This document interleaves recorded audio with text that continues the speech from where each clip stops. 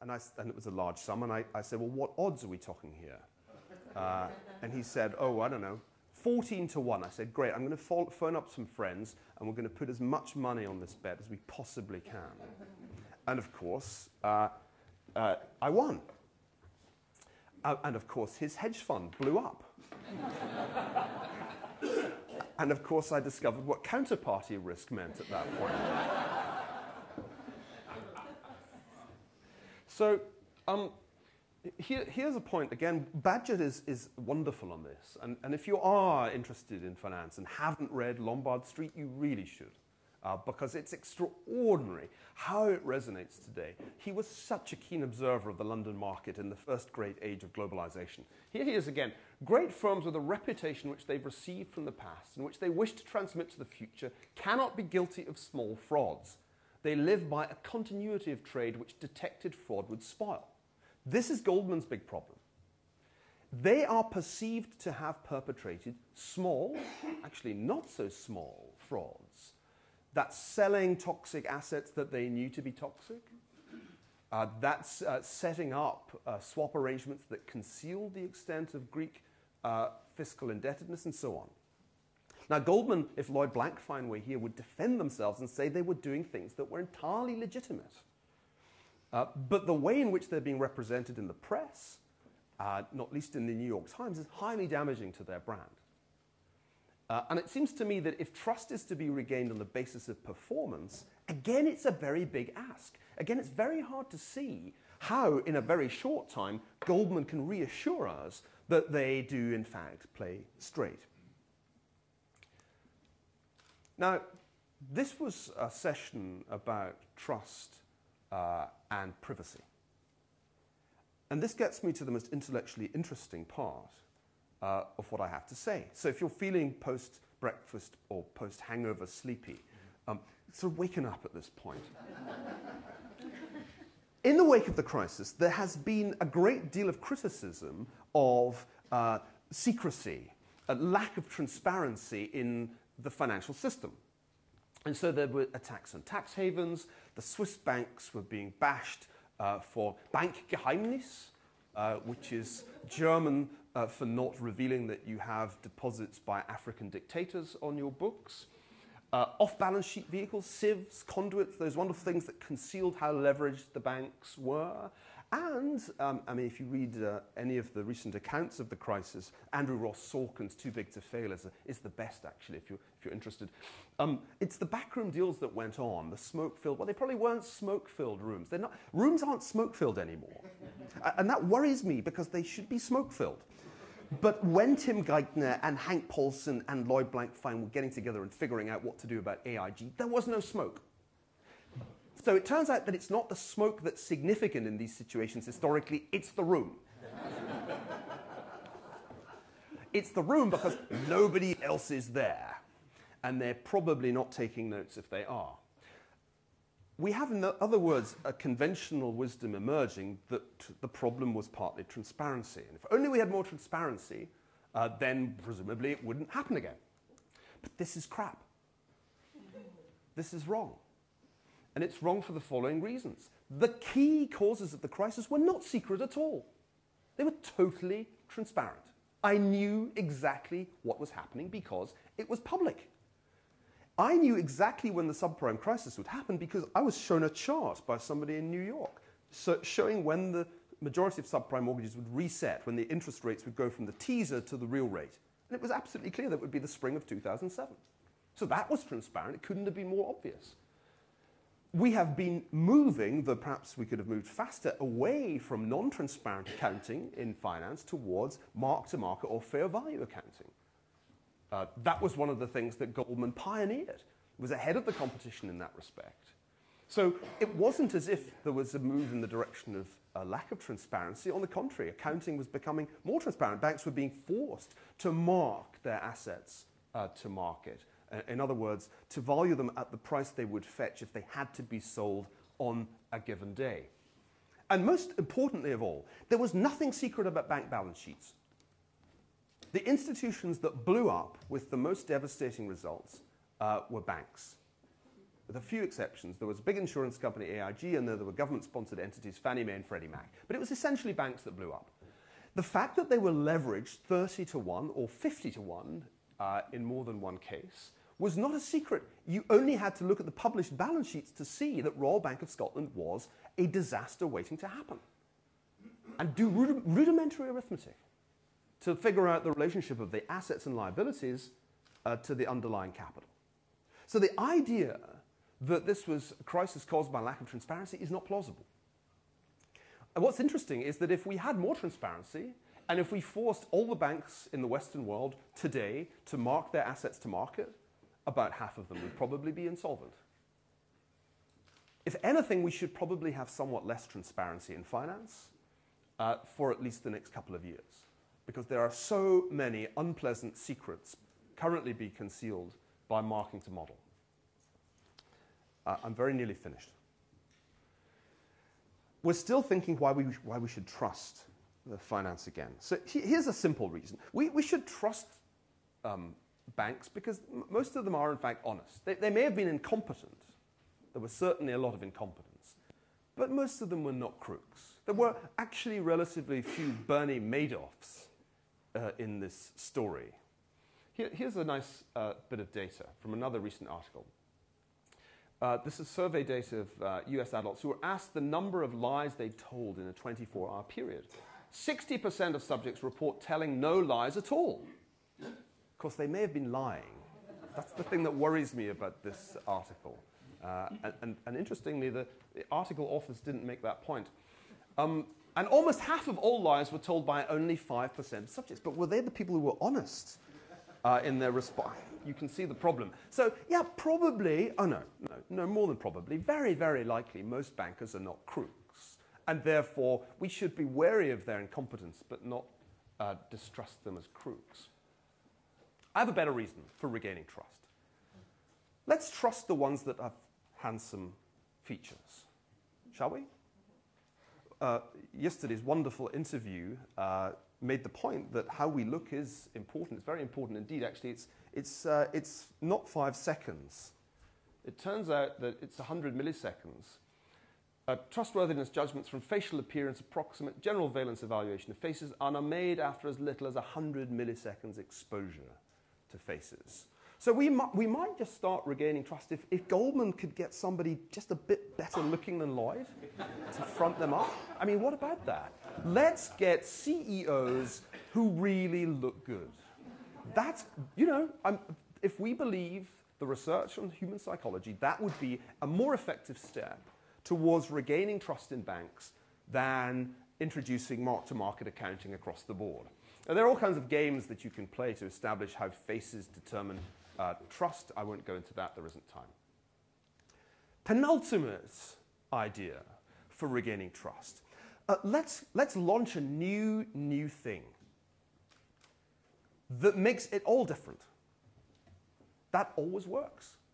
As my colleague Ken Rogoff and his co-author Carmen Reinhardt have pointed out, this time is different is the most frequently used sentence in financial history, and it has been used again and again and again over 8 centuries to persuade people that it won't go wrong this time. This is different. This is the internet. This is securitization. This is Latin American debt, and so on and so forth. So a really simple way of regaining trust, I mean, history makes this clear, is just come up with something new and say it's different. And people will believe you. They always do. But the best reason to be cheerful is amnesia.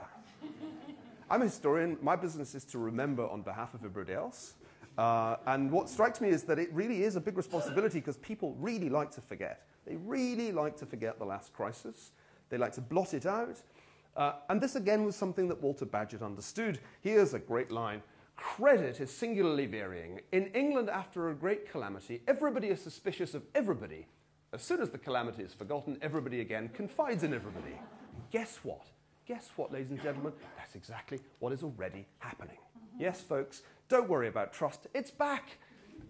Global business trust rise, driven by, this is again from Edelman. So trust in business in the US up 18% since 2009. In Italy, you have to admire the Italians, up 26%. I guess Berlusconi does have quite a congenial face. That probably explains why. It's only gone down in Russia. So trust is back. It bounces back with amazing speed. Here's another indicator, again from Edelman. How much do you trust business to do what is right? 66% in China believe business will do the right thing. If you look at the US, yeah, last year it went down into the low range, into the mid-30s. It's back up at 51% right now. It's only Europeans, but Europeans are always skeptical. They've been skeptical in the good times, they'll be skeptical in the bad times. It doesn't seem to make any difference at all. On to the next thing, on to the next thing, on to the next thing, the TED spread. The TED spread is a great measure of trust between banks. I told you how it blew out when Goldman went bust. Guess what? It's back. And in fact, it's now at an even lower level than it was before the crisis began. Now, that's partly because of growing mistrust of American public finance, but ladies and gentlemen, that really is another story. Thanks very much indeed.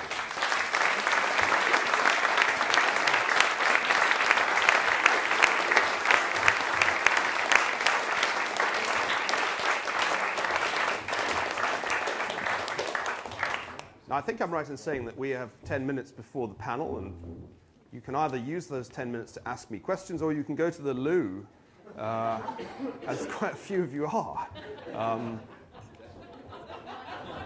Depends how much you trust your bladder, really, doesn't it? Yes, please. Yes, Martin Bright. Among other things, political editor of the Jewish Chronicle. Is the cause for optimism that the Rolling Stones vampire octopus is not Jewish this time around? And is that one way in which this kind of fits? Yeah. Well, I wish I could say yes, but of course, you don't really need to be tremendously expert about Wall Street to know that Goldman Sachs was founded by Jews and is still disproportionately an employer of Jews, and that Lloyd Blankfein is Jewish. So it seems to me the most disturbing thing about the Taibbi article was that it was using imagery straight out of the populists and indeed the Nazis without going the whole way. But, you know, cultural memory isn't completely amnesiac. That's one reason, I think, why the image of a vampire squid came to his mind. The Madoff scandal made huge headlines, partly because it was such a tremendously well-heeled crowd of people that Madoff ripped off, but also because it was a massive scam within the US Jewish community, because a vast proportion of the people in Madoff's circle were Jewish. I mean, I do worry about this. Perhaps I worry about it too much because I've spent so much of my career studying Jewish history. My next book is a biography of Sigmund Warburg, who was in many ways the most influential figure in the City of London in the post-war period. So I'm probably oversensitive to this. But when you look at the pattern, in the wake of major financial crises, there are always populist backlashes, and they nearly always have an anti-Semitic component. This is true in the 1820s. In the wake of the great Latin American debt crisis of that period. It's true in every financial crisis of the 19th century, and it seems to me that reading between the lines, it's true today. I don't think that this populist backlash is over, by the way. These things play out over much longer than anybody expects. We have a desperate desire for this to be over. That's partly the attention deficit disorder. But it's also simply the way that we're programmed. We've had enough of this crisis. We'd like another news story. Can we please change the subject? Also, finance is kind of technical and makes my head hurt. But the story keeps on playing out. And as it keeps on playing out, as the next phase of the crisis happens, then it's grist to the mill of the populists. And this is a great opportunity for demagogues. It's a fantastic opportunity for demagogues of the left and the right. So I think this is something to watch very closely indeed. Thanks. I don't know in which order to go, but I'll go to my neighbour first. Robin. No, thank you very much. I'd like to ask you about regulation, which you didn't really talk very much about as a factor here, because it is noticeable. For example, Australia, with different regulation, didn't have the problem that we had here. The point I'm really making is that behind all your remarks, there seems to be, in our ancient ancestral environment, a biological need to trust each other. this new big cooperative group is a very new phenomenon. We haven't emerged yet with a biological tool in the relationship with the big groups. Therefore, we need things like regulation to supplement that trusting system that we have at the ancestral level. Regulation you haven't spoken about. Do you think that, looking at the Australian model, regulation, if not transparency, might have avoided this collapse? One of the many cognitive biases to which we are subject is the narrative fallacy. The narrative fallacy goes like this. Something big and unexpected happens, and you feel, gosh, that really must deserve a big cause. So you bring in historians and other commentators, and they supply a big cause for the crisis. And currently the fashionable one is deregulation caused the crisis. So if you read Krugman in the New York Times, his mantra is, it all goes back to Ronald Reagan and that terrible, terrible government of Republicans who deregulated the financial system. And that's why we need more regulation. And that's why Congress is going to produce a bill about that size, the Omnibus Financial Regulation Bill, sometime this year, which will be the usual mess of doors shut long after the horse has bolted and of various payoffs to special interests. Now, the reason that this is a fallacy is really easy to demonstrate. There was lots more regulation of the banking system in the 1970s. It's true. Was the 1970s a decade characterized by a lack of financial crisis? I don't think so. The 1970s was a decade characterized by stagflation, double-digit inflation in the UK, and a secondary banking crisis. A whole bunch of banks failed, most famously Slater Walker. So I don't buy this story that it's about regulation and deregulation. The institutions that blew up were the most highly regulated. The commercial bank, Citigroup, wasn't like it didn't have regulation. It was clearly regulated. It may not have been very well regulated. The regulators may have been asleep, but they weren't short of regulations. So the idea that we can solve this with more regulation is a classic product of the narrative fallacy. Oh, and by the way, quis custodiet ipsos custodes. You can quote Latin at Port Merion. Not Welsh in my case, but Latin. You can't use Latin. I've discovered this at Aspen. Nobody knows what you're talking about. But who regulates the regulators is a pretty important question. And since Congress in the US was responsible for example, the regulation of Fannie Mae and Freddie Mac, the idea that we can fix this by getting more regulations from Congress is completely topsy-turvy. They are part of the problem. It's endogenous. So I'm highly skeptical about this. The regulation issue is a relatively simple one. We need a clear cap on bank leverage. Basel II was designed to provide that. It didn't work. In fact, it was defective in all kinds of ways. All we need is Basel III to have Canadian-style rules. Canada's better than Australia, as an example, on bank leverage, and the problem will, in that sense, the regulatory problem will be solved. Yes, over there in the corner. There are two other factors which you haven't mentioned, which could play a role. One is that the financial markets invented and then claimed special knowledge in the course of the 80s and 90s about securitization, tranching, insuring against default, which put them in a position that even though everything was transparent, we could trust them because they'd invented these models. And the second factor which you haven't mentioned is just greed.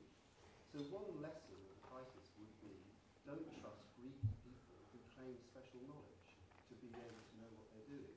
Why wouldn't that be a better recipe to draw? And basically, if banking were less greedy and had to explain itself in more down-to-earth, common-sense terms, wouldn't we be a bit safer? Well, there are two issues that you've raised there. I want to take them separately. One is greed.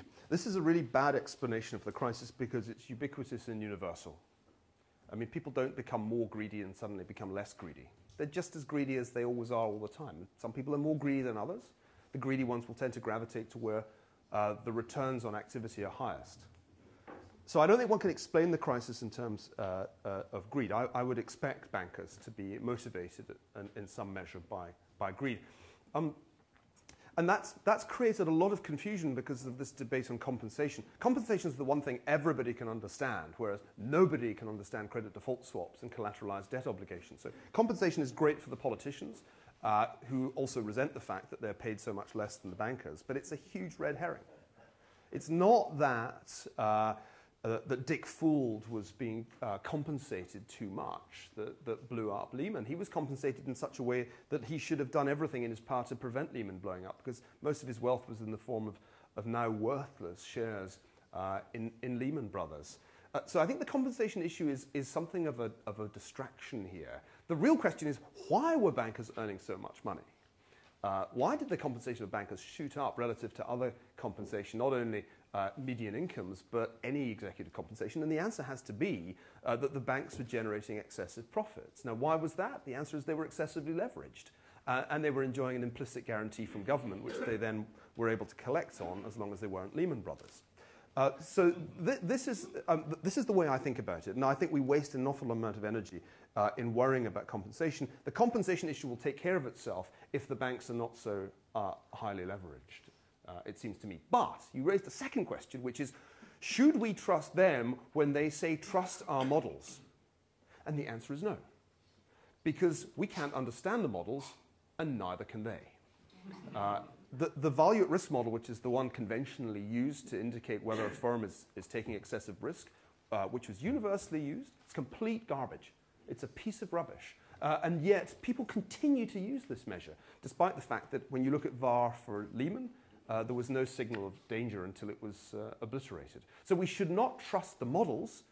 And it seems to me the models are untrustworthy mainly because they don't take account of sufficient historical data. These models were using 2 or 3 years' worth of data to calculate how risky the markets were. Insanity from a historian's point of view. We're almost out of time, and there are lots more hands up. So I'll take one more question, and I'll take it from, in order to show that I have no gender bias, I'm going to take it from the lady on the front row.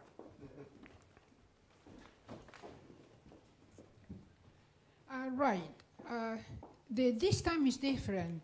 Did have one objective basis, financial innovation, which the European banks were astute not to entertain, but foolish to purchase directly after the fact, as you know.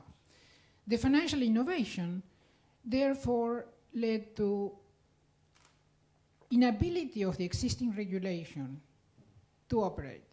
So we're not talking about regulation versus non-regulation. If you innovate, you need different regulation, right?